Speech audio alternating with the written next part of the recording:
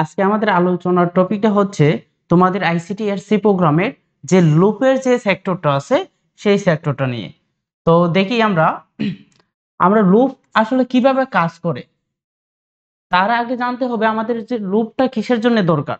ধরো তোমাকে একটা প্রোগ্রাম লিখতে বললো যে প্রোগ্রামটা হবে তোমার আইসিটি, এই আইসিটি লেখাটা 5 বার প্রিন্ট করবা অথবা 3 বার প্রিন্ট করবা। তাহলে 3 বার প্রিন্ট করলে আইসিটি এই লেখাটা এভাবে আউটপুটে হচ্ছে 3 বার প্রিন্ট করা দেখাবে। তো আমরা নর্মালি যেটা সি প্রোগ্রামে আমি প্রিন্টএফ দিয়ে লিখতে পারি।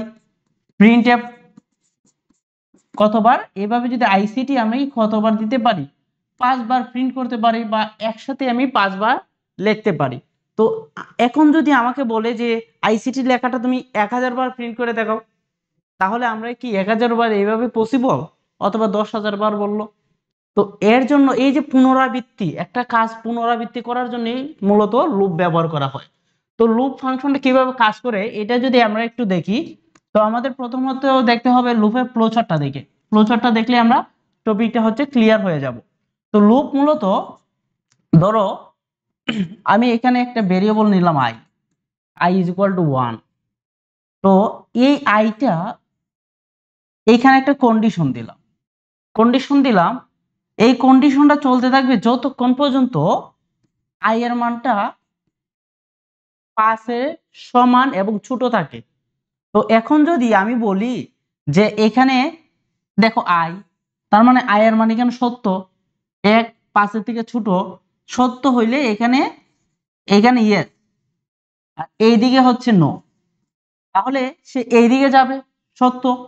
তো সত্য যদি হয় আমি বলবো প্রিন্ট করো আইসিটি, প্রিন্ট করো আইসিটি। তো এইখানে আইসিটি প্রথম আমার আসলো একের পরে এখানে কন্ডিশন দেখলো সত্য, দেন হচ্ছে আইসিটি একবার প্রিন্ট করলো।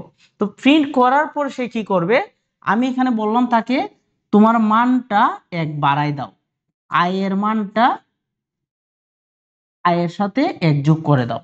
তো এখন আই এর মান কত হইল 2, আই এর মান ছিল 1, এখন 1 যোগ করার পরে একবার আইসিটি প্রিন্ট করছে, প্রিন্ট করার পর 1 যোগ করা হয়েছে, যোগ করার পর আই এর মান হইল 2। এইগুলা হচ্ছে আই এর মান। তো আই এর মান এখন 2, তাকে আবার আগের জায়গায় পাঠাই দিব। তো পাঠানোর পরে কি হবে, আই এর মান এখন কত 2, কন্ডিশন চেক দাও, আই এর মান 2, 2 less than is equal to 5, এটা হচ্ছে সত্য। সত্য হইলে এইদিকে আসবে, আইসা আরেকবার প্রিন্ট করবে আইসিটি, আরেকবার প্রিন্ট করবে আইসিটি। আইসিটি প্রিন্ট করার পর তার মানটা কত হবে 3। তাহলে 3 যদি হয় তার মানে 1 বাড়িয়ে 3 হয়েছে আবার এই জায়গায় কন্ডিশনে। তো কন্ডিশন যখন আসবো, কন্ডিশন দেখার পর সে সত্য, আর একবার প্রিন্ট করবে, তার মানে কি আর একবার আইসিটি প্রিন্ট করবে। এইভাবে 4 বার, 5 বারের মাথায় দেখো আই এর মান যখন 5 তখন সত্য, তখনও কন্ডিশন সত্য, less than is equal to 5। ICT last একবার প্রিন্ট করবে 5 বারের মাথায়, দেন আইসিটির মানটা কত হবে, আইসিটির মান সরি আই এর মানটা হবে 6। এখন এইখানে যখন আইসা দেখবে 6 less than is equal to 5, এই জিনিসটা কন্ডিশন সত্য না, কন্ডিশন সত্য না, তখন আমার এই যে আমার লুপ বা আমার কাজটা এইখানে হচ্ছে শেষ। তো এই জিনিসটাই হচ্ছে আমার হচ্ছে মেইনলি আইসিটি সরি লুপ কিভাবে কাজ করে। তো একটা লুপ কিভাবে কাজ করে, আমার একটা ইনিশিয়াল অবস্থা থাকবে। ইনিশিয়াল অবস্থাটা কোনটা, এই যে প্রাথমিক একটা অবস্থা থাকবে, ইনিশিয়াল একটা ভ্যালু থাকবে। তো আরেকটা কি থাকবে, এখানে একটা কন্ডিশন থাকবে, এখানে একটা কন্ডিশন থাকবে। আর এইখানে আরেকটা জিনিস থাকবে একটা লুপের মধ্যে, যে জিনিসটা হচ্ছে এটাকে বলা হয় ইনক্রিমেন্ট অর ডিক্রিমেন্ট। তো ইনক্রিমেন্ট মানে হচ্ছে আমার এখানে বাড়বে, অথবা অনেক ক্ষেত্র বিশেষে আমার এখানে কমানো লাগতে পারে মানটা। তো এই ক্ষেত্রে যদি আমার এই কন্ডিশন, এই যে লুপের ক্ষেত্রে আমি সি প্রোগ্রামিং এর ক্ষেত্রে হচ্ছে তিন তিন ধরনের লুপ আছে। এর মধ্যে আমরা নর্মালি বেশি যেটা করি এটা হচ্ছে ফর লুপ। তো আজকে আমরা জাস্ট ফর লুপটা নিয়ে কথা বলবো, নেক্সট ক্লাসে ওয়াইল লুপ এবং ডু হোয়াইল লুপ নিয়ে আলোচনা করব। তো এখানে দেখো আমার এখানে তিনটা যে মেইন টপিক ছিল একটা লুপের মধ্যে। একটা প্রথমে হচ্ছে ইনিশিয়াল অবস্থা, ইনিশিয়াল ভ্যালুটা থাকবে এই জায়গায়, ইনিশিয়াল ভ্যালু। দেন হচ্ছে কমা দিয়ে লিখতে হবে কন্ডিশন, কি কন্ডিশন আছে, কি কন্ডিশন আছে। দেন হচ্ছে এই যে ইনক্রিমেন্ট করছি বা ডিক্রিমেন্ট করবো এই জায়গাটা এইটা লিখতে হবে, অথবা এটাকে বলা যাইতে পারে আপডেশন। তো এইটা হচ্ছে আমার লুপ লেখার নিয়ম। তো এইটা লেখার মধ্যে আমি যদি এইখানে যা লিখি এইটা লুপের মধ্যে প্রিন্ট করতে পারি, ইনপুট নিতে পারি, অনেক কাজ। তো এখানে যদি আমি বলি যে আইসিটি লেখাটা এখন 1000 বার প্রিন্ট করো, তাহলে জিনিসটা কিভাবে করব দেখি। যে আইসিটি লেখাটাকে 1000 বার প্রিন্ট, তো দেখো আচ্ছা এইগুলো কি লেখার দরকার আছে, হ্যাশ ইনক্লুড stdio ডট ইস, যেহেতু সি প্রোগ্রাম লিখতেছি, ইন্টিজার মেইন। দেন হচ্ছে আমি একটা কি ভেরিয়েবল নিব যেটা হচ্ছে আই। দেন হচ্ছে এখানে লুপ ঘুরাবো। আচ্ছা ফর ইনিশিয়াল ভ্যালু কত, আই এর মানটা 1 থেকে শুরু হবে কত পর্যন্ত, আমার 100 পর্যন্ত আইসিটি প্রিন্ট করাবো। তাহলে I less than is equal to 100। এখানে হচ্ছে আই এর মানটা এক এক করে বাড়বে, I is equal to I plus 1। ওকে, এইটাই হচ্ছে আমার লুপ। তো আমার লুপের কন্ডিশন যা ছিল সব পূরণ করা হয়েছে। এই জায়গায় দেখো একটু যে I is equal to I plus 1, মানে যেই কথা এই জায়গায় আমরা কি দিতে পারি, I plus plus. I plus plus মানে বোঝায় যে I I is equal to I plus 1, মানে আই এর সাথে পরবর্তী ধাপে 1 যোগ করা। তো এরপরে হচ্ছে এখানে দেখো এই জায়গায় আমি কি করব, প্রিন্ট করব আইসিটি।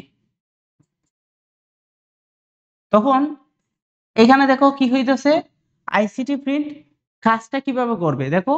কাজটা করবে প্রথমে সে তার ইনিশিয়াল পয়েন্টটা সে চেক দিবে, আগেরটার মতো তার ইনিশিয়াল পয়েন্টটা তার চেক দিবে। এই যে এই জায়গায় দিয়েছিল প্রথমে ইনিশিয়াল ভ্যালুটা কত, দেন হচ্ছে সে চেক দিবে তার যে ইনিশিয়াল ভ্যালু আছে।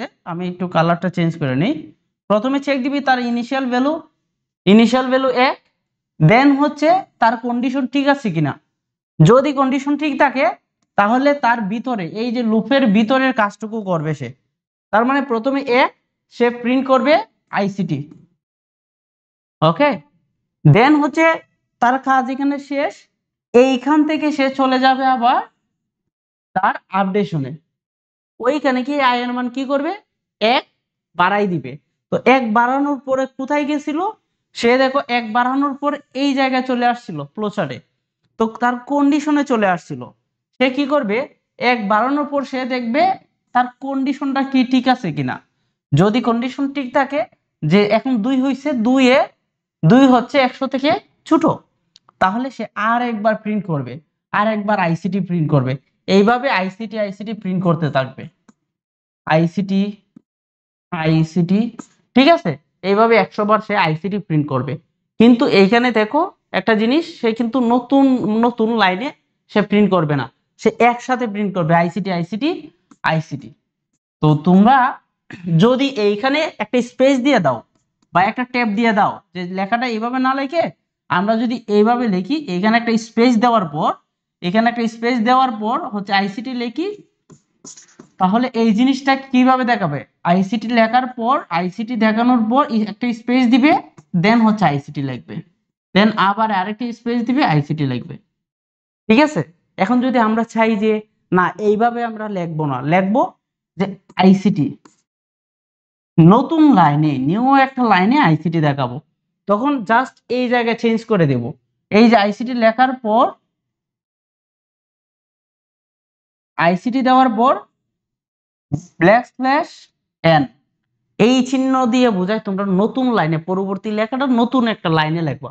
তখন হচ্ছে এইভাবে আইসিটি আইসিটি আইসিটি আইসিটি 100 বার দেখাবে। ঠিক আছে, এখন কথা হচ্ছে লুপ মূলত যে জাস্ট এই কাজের জন্য বানানো হয়েছে বিষয়টা এমন না। তো লুপের আরো অনেক কাজ আছে, আমরা পরবর্তী ক্লাসে আরো দেখব। তো একটা প্রোগ্রাম আমরা দেই লুপ নিয়ে, যে 1 থেকে 100 পর্যন্ত, বা সহজ একটা প্রোগ্রাম যে এমন হইতে পারে, প্রথম 1 থেকে 100 পর্যন্ত লেখো, 1 থেকে 100 পর্যন্ত। তার মানে সি প্রোগ্রাম, একটা সি প্রোগ্রাম করো যেটা হচ্ছে 1 থেকে 100 পর্যন্ত প্রিন্ট করবে, ভ্যালু প্রিন্ট করবে। ঠিক আছে?